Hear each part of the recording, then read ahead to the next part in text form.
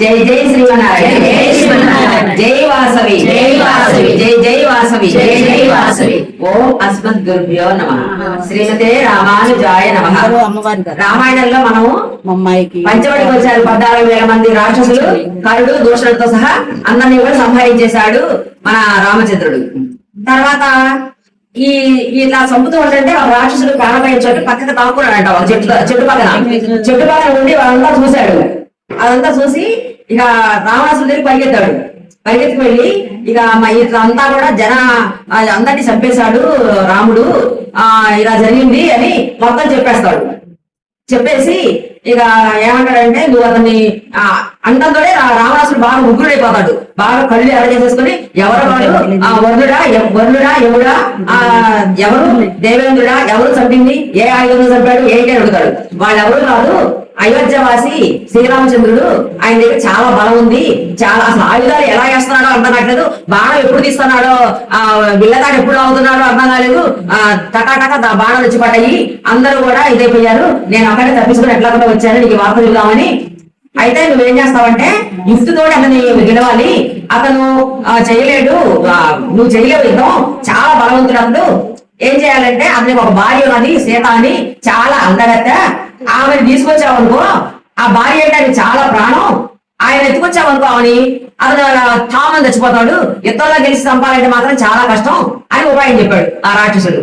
చెప్పేసరికి సరే అని చెప్పని ఏం చేస్తాడు, మారీచుడు దగ్గరికి వెళ్తాడు రావణాసురుడు. రథం ఎక్కి మారీచుడి దగ్గరికి వెళ్తాడు. వెళ్ళి మారీచుడితోటి ఇట్లా సంగతి మనం సీతను ఎత్తుకోద్దాము, ఇట్లా జనస్థానంలో ఉన్న రాక్షసులు 14,000 మందిని కరవశ్లోకంగా చంపేశాడట రాముడు, ఆయన భార్యను ఎత్తుకొద్దామని అని చెప్తాడు. రాముడు మాట ఎత్తుకుంటే హడలైపోయింది ఆ మారీచుడికి. హడలైపోయి, నీకు ఎవరు చెప్పాడు ఇది, నీకు మంచి కోసం చెప్పలేదు, వాళ్ళు నీ నాశనం కోసం చెప్పారు ఆ మాటలు, మా సీతాదేవిని తీసుకొచ్చావంటే అసలు లంక ఉండదు, రాక్షసులు ఉండరు, నువ్వు ఉండవు, ఎవరు ఉండరు, మొత్తం సర్వనాశనం అయిపోద్ది, ఇది మంచి పద్ధతి కాదు, అతని బలం చాలా బలం నాకు తెలుసు, అతని గురించి రాముడి గురించి, నువ్వు యుద్ధం చేయాలనుకోవాకు, సీతమ్మ ఎత్తుకురావాలనుకోవాకు, జరిగితే మగాడు ఊరుకో, అప్పుడే ఈ లంక బాగుంటది, నీ రాక్షసులు బాగుంటారు, నువ్వు బాగుంటావు అని చెప్పి బుద్ధులు చెబుతాడు. సరే అని చెప్పని రావణాసుడు వెనక్కి వచ్చేస్తాడు. వెనక్కి వచ్చేసి పుష్పక విమానంలో మొత్తం వాళ్ళ మంత్రులందరూ కలిసి సభ దగ్గర మాట్లాడుతూ ఉంటారు. అప్పుడు శోభనకు వచ్చింది లవో దిగు అనుకుంటూ వచ్చి ఏడ్చుకుంటూ వచ్చి, అన్నయ్య ఏం రాజువి నువ్వు, నీకేం తెలుసు, రాజ్యంలో ఎక్కడ ఏం జరుగుతుందో రాజుకు ఒక క్షణంలో తెలిసిపోవాలి, అట్లాంటి గోడచారులు ఉండాలి, జనస్థానం మొత్తం కూడా భూమి అయిపోయింది, ఇంతవరకు నీకు ఆ విషయమే తరలేదు, ఇలాంటి రాజు ఎందుకు, ఇలాంటి రాజుని ఎవరు మెచ్చుకోరు, ఎవరు వాడు ఇది కాదు అని చెప్పి ఇక దూషిస్తా ఉన్నది రావణాసురుని. అప్పుడు ఏం జరిగింది ఏంటి చెప్పు అని చెప్పని అంటే, ఇట్లా రామలక్ష్మణులు వచ్చారు, చాలా మహాబలవంతులు, వాళ్ళు మేము రాక్షసులందరినీ చంపుతామని భూమిలో మాటిచ్చారట, 14,000 మంది కరదోషాలతో సహా కూడా హతమార్చేశారు, ఇట్లా జరిగింది, ఎంపడే నువ్వు వెళ్ళి వాళ్ళని వధించాలి, వాళ్ళ పచ్చి నెత్తులు నేను తాగాలి అని చెప్పి అరుస్తా ఉన్నది. అప్పుడు ఈ సభలో ఉన్నటువంటి వీళ్ళందరినీ పంపించేసి సభ సాధించేసి రావణాసుడు ఇంట్లోకి వెళ్ళి ఒంటరిగా ఆలోచిస్తాడు ఏం చేయాలని. ఆలోచిస్తే అప్పుడు చెప్తుంది శూర్పణఖ, ఆయన భార్య ఉన్నది సీతమ్మ, చాలా అందగత్త, మంచి అందంగా వయసులో ఉన్నది, మంచి యవ్వనంలో ఉన్నది, చాలా అందంగా ఉన్నది, నీకు ఇంతమంది భార్యలు ఉన్నారు, ఇంతమంది చేపట్టావు కదా నువ్వు, ఆమె నీకు భార్య అయితే చాలా బాగుంటది, నువ్వు ఆమెను తీసుకొచ్చి నీవు భార్యను చేసుకో, లేకపోతే నీ జన్మ ఉన్నదా అని చెప్పి అన్ని ఎక్కే చెప్పింది. ఈ రావణాసుడు ఎలాంటి వాడు, పరమ దుర్మార్గుడు, ఎంతో మంది మునుల్ని చంపాడు, ఎంతో మంది ఆడవాళ్ళని చెరపట్టాడు, ఎన్నో యజ్ఞాలు పాడు చేశాడు, ఎన్నో అరాచకాలు చేశాడు. ఇక అనుకుంటాడు సీతమ్మ నాకు ఉండాలి, సీతమ్మ నాకు భార్య కావాలి, ఆమె తీసుకురావాలని చెప్పి అనుకుంటాడు. అందుకని మళ్ళీ బంగారం కొని రథంతో ఎక్కి మళ్ళీ ఇంటికి వస్తాడు, ఎవరి దగ్గరికి, మారీచుడి దగ్గరికి. అప్పుడు మారీచుడు ఏమి ఇప్పుడే పోయాడు, మళ్ళీ వస్తున్నాడు ఏంటి, మళ్ళీ ఆమె అనుకుంటాడు మారీచుడు. ఏంటి అని అడిగితే, మన సీతమ్మ ఎదురు రావాల్సిందే, మనం వెళ్దాము, బయలుదేరు, నువ్వేం చేస్తావంటే మాయలేడిగా మారిపో, ఆ సీతమ్మ వాళ్ళ దగ్గర తిరుగుతా ఉండు, అప్పుడు ఆ సీతమ్మ అడుగుద్ది, అప్పుడు రాముడిని చాలా దూరం తీసుకెళ్ళిపో, రామలక్ష్మణుడు చాలా దూరం వచ్చేస్తారు నీతో పాటు, అప్పుడు సీతమ్మ ఒంటరిగా ఉంటుంది, నేను ఎత్తుకొచ్చేస్తాను, ఇదే సరి అని కాదు చెప్పడంతోనే మారీచుడు చాలా భయం వేస్తుంది. నువ్వు రాముడిని తక్కువ వచ్చి వేస్తున్నావు, రాముడు అంటే ఎవరు అనుకుంటున్నావు, 12 సంవత్సరాల వయసులోనే యజ్ఞం కాపాడడానికని విశ్వామిత్రుల వారు పంపించమని అడిగారు. పంపిస్తే దశరథుడు నేను వస్తాను, మా రాజ్యంలో ఉన్న బలగమంతా వస్తుంది, మా సేనంతా వస్తారని చెప్పంటే వీళ్ళంతా నాకు వద్దు, రామలక్ష్మణులే కావాలి, రాముడే కావాలి అని చెప్పి తీసుకెళ్లాడు 12వ వయసులో. అప్పుడు నేను ఎవరన్నా ఉన్నాను, నల్లగా భయంకరంగా ఉన్నాను, నన్నేం చేస్తాడు ఈ పిల్లవాడు అని చెప్పని మీదకి వెళ్ళిపోయాను. నన్ను ఒక బాణంతో కొడితే నేను 3 రోజుల ద్వారా వెళ్ళిపోయి సముద్రంలో పడిపోయి గిరగదా తిరిగిపోయాను.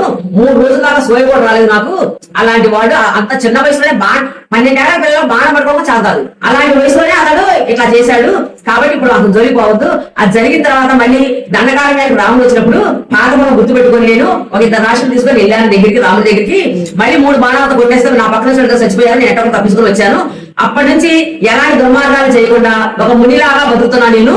ఎవరైనా రా అనే మాట వినపడిందంటే సార్ నాకు భయం వస్తుంది. రాముడు అనక్కర్లేదు, రాణి అని గాని రాజ్యం అని కానీ అంటాను, రా అని పలికారంటేనే నాకు భయపడుతున్నాను నేను. అలాంటి యోధుడు రాముడు, నువ్వు అతను జోలికి వెళ్ళదు. నువ్వు నీ రాజ్యం అంతా సక్కరంగా ఉండాలంటే నువ్వు సీతమ్మ జోలికి పోవద్దు, రాముడు జోలికి పోవద్దు. ఏం జరగంటే మెల్లకుండా ఊరుకో, అప్పుడే నువ్వు బాగుపడతావు. వెళ్తే మాత్రం రాజ్యం పాడైపోతే, లంక పాడైపోతే, అన్ని పాడైపోతాయని చెప్తాడు. ఎంత చెప్పినా కూడా నువ్వు నేను చెప్పిన మనం చెయ్యకపోతే నేను చంపేస్తా అంటాడు. అప్పుడు అనుకుంటాడు మారీచుడు, వెళ్ళాననుకో రామచంద్రుడు చచ్చిపోతాను, వెళ్ళలేదనుకో రావణాసురుడి చేతిలో చచ్చిపోతాను. రావణాసురుడి చేతిలో చచ్చిపోతే పాపంలోకి వెళ్ళిపోతాను. అదే రాముడి చేతిలో చచ్చిపోతే పుణ్యానికి వెళ్ళిపోతాను, పుణ్యం వస్తుంది. ఈ దగ్గర చచ్చిపోయే బదులు ఆయన దగ్గర చచ్చిపోతాను అని చెప్పి సరే అని ఒప్పుకుంటాడు. అప్పుడు ఆ రథం మీద కూర్చోబెట్టుకొని మారీచుడు కూడా తీసుకుని వెళ్తాడు. తీసుకుని ఈ పంచవటికి కొంచెం దూరంలో ఆమె చేసిన రథాన్ని మారీచుడు దిగుతాడు. ఈ మారీచుడు లేడిలాగా మారిపోతాడు. వాళ్ళ రాక్షస మాయ వల్ల వాళ్ళకి రూపాలు మారటం వస్తాయి. మారిపోయాడు. ఎంత అందంగా ఉన్నాడు మారీచుడు. ఆ మాయలేడి బంగారపు రంగు లేడి, దాని ఒంటి మీద వెండి మచ్చలు, వెండి రంగుల మచ్చలు, కొమ్ములు 2 కూడా నవరత్నాలతో చేసి ఉంటాయి. ఎంతో అందంగా ఉంటది ఆ మాయలేడి. ఇంకా వెళ్ళిపోయి వీళ్ళ పంచవటి వీళ్ళ దగ్గరికి వెళ్ళిపోయి అక్కడ వాళ్ళ ఆశ్రమం ముందర ఆ చెట్లలో గెంతుకుంటూ ఆ గడ్డి కోసం తినుకుంటూ కాసేపు లోన దాపడం, కాసేపు బయట రావడం, కాసేపు ఎగరడం, కాసేపు గెంతులు వేయడం చేస్తా ఉంటుంది. అప్పుడు సీతమ్మ వారు పూలు కోసుకున్నారు, బయటకు వచ్చింది. ఈ లేడీని చూసి చాలా బాగుంది, ఇలాంటి లేడీ ఎప్పుడు నేను చూడలేదు, ఎంత బాగుందో అని చెప్పని పడుతుంది. అనుకొని రామలక్ష్మణుడు పిలుస్తుంది. పిలిచి ఈ లేడీ నాకు కావాలి, మనం వెళ్ళిపోతాం కదా అయోధ్యకి, వెళ్ళిపోయిన తర్వాత మా అత్తగారులందరికీ ఈ లేడీని చూపిస్తాను, భరతుడు కూడా ఈ లేడీని చూపిస్తాను, ఇలాంటి లేడీ ఎప్పుడు చూస్తుంటారు వాళ్ళు, చాలా సంతోషపడతారు, మనము అయోధ్యలో ఉంచుకొని పెంచుకున్నాం ఈ లేడీని, నాకు ఈ లేడీ కావాలి తీసుకురండి అని చెప్పండి. అంటే లక్ష్మణుడు దాన్ని చూసి వీడు మారీచుడు, మాయావేషంలో వచ్చాడు, వీడు రాక్షసుడు, ఇలాంటి బంగారం వీడు ఎక్కడ ఉన్నదని చెప్తాడు లక్ష్మణుడు. చెప్పినా కూడా కాదుకూడదు, నాకు అది కావాల్సిందే, ఒకరు దొరకపోతే చంపేసి దాని చర్మాన్ని తీసుకురండి, ఆ చర్మం అయినా కూడా నేను తీసుకెళ్తాను అయోధ్యకి అని చెప్పని శిరము పట్టుబట్టింది.